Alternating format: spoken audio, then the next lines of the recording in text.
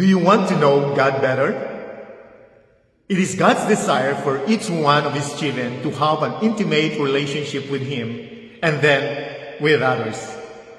But we cannot fully love one another until we have ourselves experience the love of God. We experience His love when we willingly surrender to His call to be our Savior, Lord, and friend. There are at least 3 reasons God seeks our surrender. Number 1, He loves us and desires our fellowship and worship.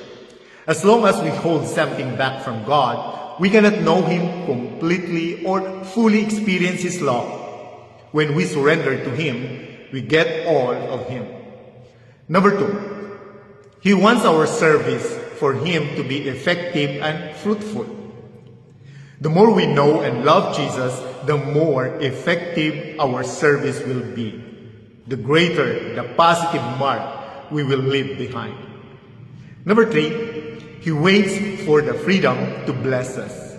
He asks for our willing surrender so that He can give us the best blessings God has to offer.